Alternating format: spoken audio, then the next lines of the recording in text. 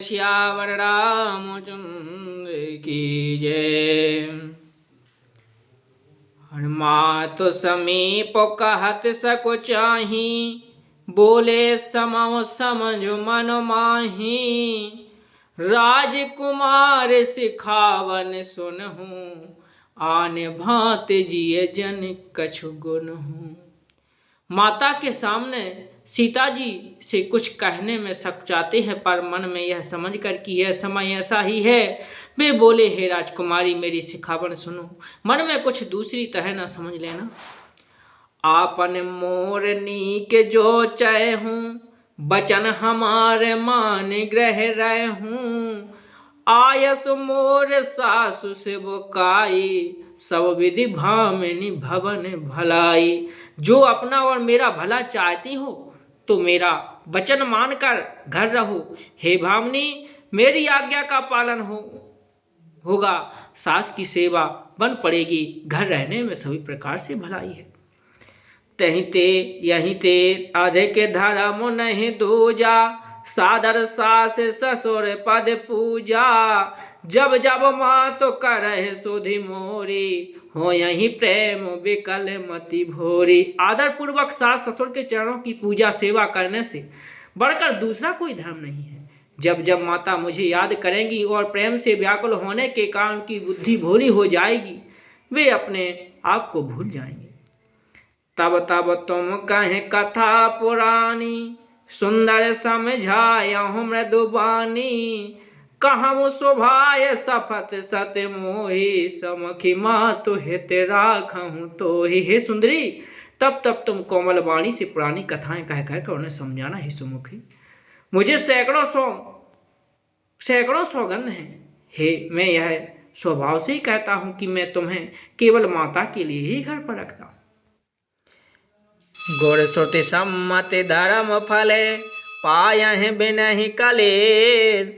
हट बस सब संकट सहे, गालब न हुस नरेश। मेरी आज्ञा मानकर घर पर रहने से गुरु और वेद के द्वारा सम्मत धर्म के आचरण का फल तुम्हें बिना ही कलेश के मिल जाता है।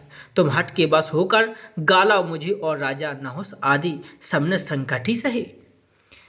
मैं पुनि कर प्रवान प्रतुबानी, बेगी फिरब सुनि समुख सयानी। दिवस जाते नहीं लागहि बारा, सुंदर सिखवन सुनहु हमारा। हे सुमुखी, हे सयानी, सुनो, मैं भी पिता के वचनों को सत्य करके शीघ्र ही लौटूंगा। दिन जाते देर नहीं लगेगी। हे सुंदरी, हमारी यह सीख सुनो। जो हट करहु प्रेम बस बामा, तो तुम दुख पावो परिणामा। कानन कठिन भयंकर भारी, घोर घाम हिम बारी बयारी। हे बामा, यदि प्रेम बस हट करोगी तो तुम परिणाम में दुख पावोगी। वन बड़ा कठिन, कलेशदायक और भयानक है। वहां की धूप, जाड़ा, वर्ष और हवा सभी बड़े भयानक है। कुश कंटक मग कांकर नाना, चलब पया देहि बिनु पद त्राना। का चरण कमल मृदु मंजु तुम्हारे, मारगे अगम भूमि धर भारे।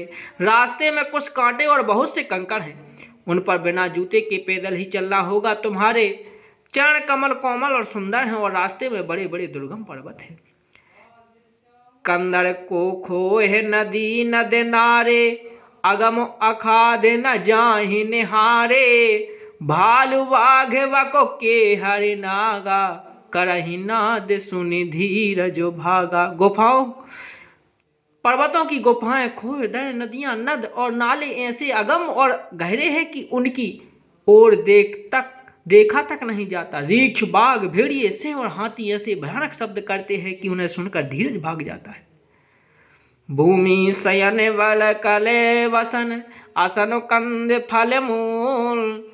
ते की सदा सब दिन मिलहीं, समय समय अनुकूल।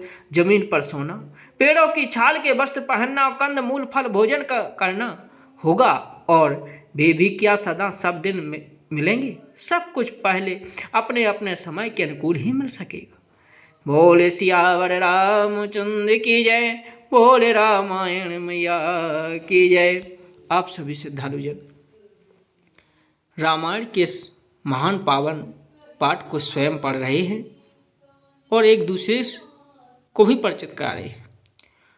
और जो मेरे साथी गुरुकुल व्यवस्था के पढ़ने वाले विद्यार्थी, वे भी रामायण को पढ़कर अपने अंतः मन में भगवान के इस महान पावनमयी कथा को स्वयं पढ़कर उसका अनुसरण कर रहे हैं। इसलिए आप सभी को बहुत बहुत धन्यवाद। जय श्री राम।